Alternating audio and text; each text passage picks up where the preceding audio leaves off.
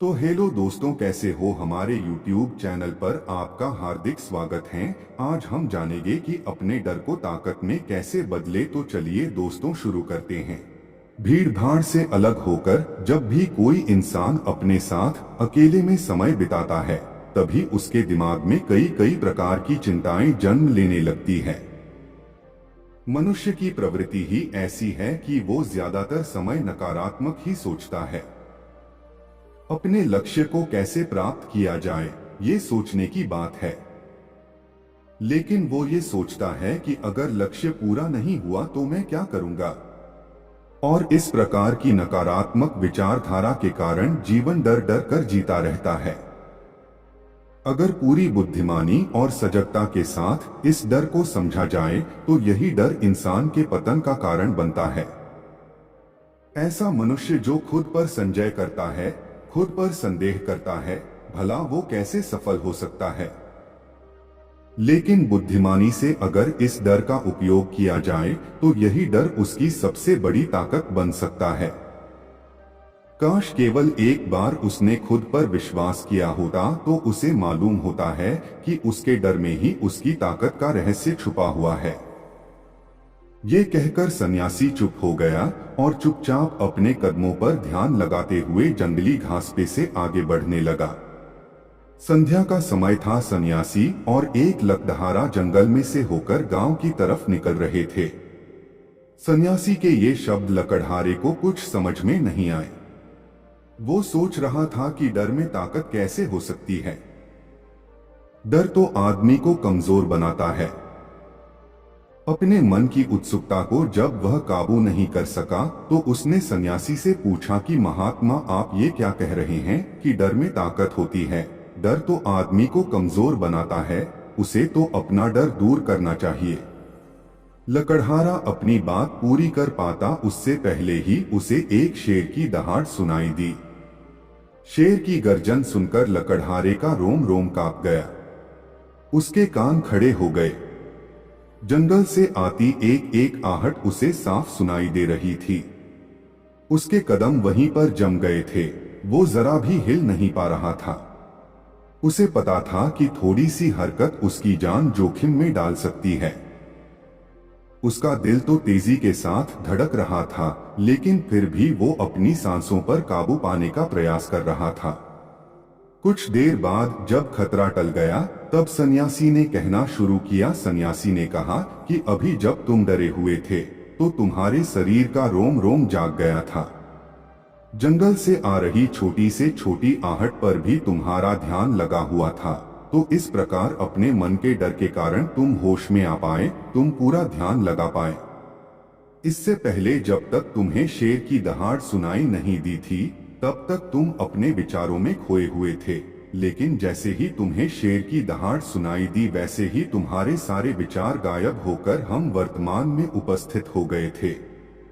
यदि तुम्हें अभी शेर से बचकर भागना होता या फिर उससे लड़ना होता तो तुम्हें अपने शरीर की वो क्षमता देखने को मिलती जो आज तक जीवन में तुमने खुद भी महसूस नहीं की होगी। जब कोई कुत्ता तुम्हारे पीछे दौड़ता है उस समय तुम्हारी जो रफ्तार होती है वो तुम्हारी आम जिंदगी से कहीं ज्यादा होती है। साधारण जीवन में तुम इतने तेज नहीं दौड़ पाओगे जितना कि एक कुत्ते के सामने दौड़ पाओगे। ये ताकत या कहें कि हमारे शरीर की क्षमता जो अभी देखने को मिलती है। जब हमारा मन डर में होता है या किसी डरावनी परिस्थिति में होता है तो हमारा मस्तिष्क और हमारा शरीर अपने उच्चतम श्रेणी में काम करता है। जो काम तुम आम जिंदगी में नहीं कर पाते वो तुम्हें डराकर कराया जा सकता है। जहां पर भी तुम्हें डर का एहसास होता है वहीं पर तुम्हारी इंद्रियां पूर्ण रूप से सक्रिय हो जाती हैं। तुम्हारे कानों की सुनने की क्षमता तेज हो जाती है, दृष्टि एक टक हो जाती है, पूरी सजग हो जाती है, सक्रियता बढ़ जाती है। और जैसे जैसे वो डर खत्म होता है वैसे वैसे तुम सुस्त अवस्था में चले जाते हो। तुम सो जाते हो और तुम्हारे इंद्रिय फिर से आराम की स्थिति में चली जाती है। सन्यासी ने लकड़हारे से कहना जारी रखा कि परीक्षा से एक दिन पहले जो याद करने की तुम्हारी गति होती है वो साधारण याद करने की क्षमता से कहीं तेज होती है। सिर्फ एक बार याद किया हुआ तुम्हें परीक्षा के समय याद रह जाता है और तुम जानते हो कि ये सब परीक्षा के डर से ही होता है।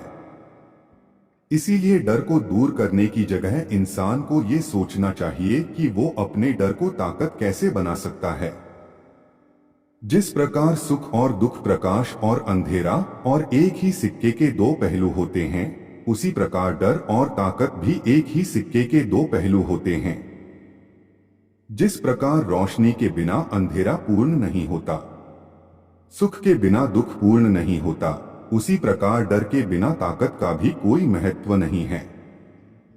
लकड़हारा सन्यासी के ज्ञान से बहुत प्रभावित हुआ। उनके चरणों में नतमस्तक हो गया और उनसे पूछा कि महात्मा, अंधेरे को तो दिया जलाकर रोशनी से भरा जा सकता है, लेकिन अपने डर को ताकत में कैसे बदले? इसके लिए कोई उपाय बताएं। इस पर सन्यासी ने कहा कि डर दो प्रकार के होते हैं, सबसे पहला मानसिक डर और दूसरा शारीरिक डर। सन्यासी ने लकड़हारे को समझाते हुए कहना शुरू किया कि मान लो तुम्हें जंगल से होकर गुजरना है और अचानक तुम पाते हो कि तुम्हारे मन में शेर का ख्याल आ गया। अभी तक प्रत्यक्ष रूप में शेर तुम्हारे सामने नहीं आया है, ना उसकी दहाड़ सुनाई दिए, मतलब दूर दूर तक कोई संदेश नहीं है कि जंगल में शेर मौजूद हैं, लेकिन शेर का ख्याल आने से तुम्हारे मन में एक डर पनप गया। अब तुम्हारा उठने वाला एक एक कदम उसी डर से अभिभूत होगा। हर समय तुम्हारे मन में यही ख्याल चलेगा कि कहीं शेर ना जाए। ये शेर वर्तमान में तुम्हारे सामने नहीं है, यह तुम्हारी बहुविषयक मन की कल्पना है।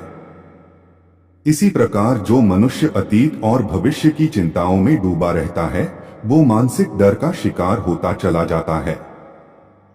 इसी विडंबना के कारण वो अपने जीवन में जितने भी निर्णय लेता है, वो सारे मानसिक डर से ग्रसित होते हैं। इसीलिए ज्यादातर मनुष्य पूर्ण रूप से अपने निर्णय पर भरोसा नहीं कर पाते हैं और यही निर्णय या फिर फैसले जो आधे मन से लिए जाते हैं, मनुष्य के कार्य को पूरा नहीं होने देते। लेकिन ये भी सत्य है कि मानसिक डर के कारण ही इंसान अपनी तैयारी पूरी करता है। अगर तुम्हारे मन में शेर का ख्याल नहीं आएगा तो तुम शेर से सुरक्षा के लिए कोई भी कदम नहीं उठाओगे। लेकिन अगर तुम्हें शेर का ख्याल आ गया तो तुम उससे सुरक्षा के लिए कोई ना कोई तरीका जरूर अपनाओगे। तो इसीलिए मानसिक डर बेकार नहीं होता, वो आपकी सुरक्षा को और ज्यादा मजबूत भी करता है। लेकिन समस्या तब शुरू होती है जब आप चाहकर भी कुछ नहीं कर सकते, लेकिन उसके बावजूद आप मानसिक डर झेल रहे होते हो। उदाहरण के लिए कुछ मनुष्य हमेशा ये सोचते रहते हैं कि उन्हें कोई बीमारी ना हो जाए, कहीं उनके साथ कोई दुर्घटना ना घट जाए, कहीं उनके साथ कोई धोखा ना कर दे। लेकिन इन सब घटनाओं पर उनका कोई जोर नहीं होता है, ये उनके हाथ में नहीं होता है। अगर दुर्घटना होनी होगी तो होगी ही, अगर बीमारी होनी होगी तो होगी ही। अच्छा खान पान और अच्छी दिनचर्या का पालन करने के बाद भी अगर कोई मनुष्य बीमार हो जाता है तो ये उसके नियंत्रण के परे की बात है। अपनी तरफ से उसने पूरी कोशिश की और यही उसका कर्तव्य था। उसमें कोई कुछ क्या कर सकता है? जो घटनाएं इंसान की पहुंच के परे होती है, वो उनसे भी परेशान होता रहता है, उनसे भी उसका मन घबराता रहता है और यही मानसिक डर उसके पतन का कारण बनता है। और यही मानसिक डर अगर सही तरीके से इस्तेमाल किया जाए तो मनुष्य समझदार और अनुभवी कहलाएगा। जो इंसान ये सोचता है कि कांटे सिर्फ दर्द देने के लिए ही बने हैं, वो ये भूल जाता है कि कांटे ही फूलों की रक्षा करते हैं। इसी प्रकार एक ज्ञानी मनुष्य किसी भी चीज का उपयोग अपने सकारात्मक तरीके से कर सकता है, लेकिन एक अज्ञानी मनुष्य है जो अपनी अज्ञानतावश उन चीजों को भी छोड़ देता है जो उसके लिए उपयोगी होती है। विवेकशील मनुष्य फेंके गए पत्थरों का भी महल खड़ा कर लेता है, लेकिन एक अज्ञानी मनुष्य उन पत्थरों को दूसरों पर फेंकता रहता है। अगर किसी मनुष्य को अपने मानसिक डर को ताकत में बदलना है तो उसके कुछ नियम हैं, कुछ उपाय हैं। सबसे पहला उपाय अपने विचारों का निरीक्षण। अगर हम अपने जीवन में अपने विचारों का निरीक्षण करेंगे तो हम पाएंगे कि ज्यादातर विचार हमारे काल्पनिक होते हैं और इसीलिए जो डर उन विचारों के कारण पनपता है वो भी काल्पनिक होता है। ज्यादा सोचने वाले लोगों को जब सोचने के लिए कुछ नहीं मिलता तो वो निरर्थक बातों के बारे में सोचने लगते हैं और वो बेकार के विचार उसे तो परेशान करते ही हैं, साथ के साथ उसके परिजनों को, उसके सगे संबंधियों को भी परेशान करते हैं। इसीलिए ज्यादा सोचने वाले लोगों को यह समझना चाहिए कि मन में उठ रहे तमाम विचारों में से काम के विचार कौन से हैं और बेकार के विचार कौन से हैं। जो निरर्थक विचार हो उन्हें दूर करते जाओ और जो सार्थक विचार हो उनको गहराई से सोचना शुरू करो, तभी तुम्हारी समस्याओं के, तुम्हारी उलझनों के उपाय निकलेंगे।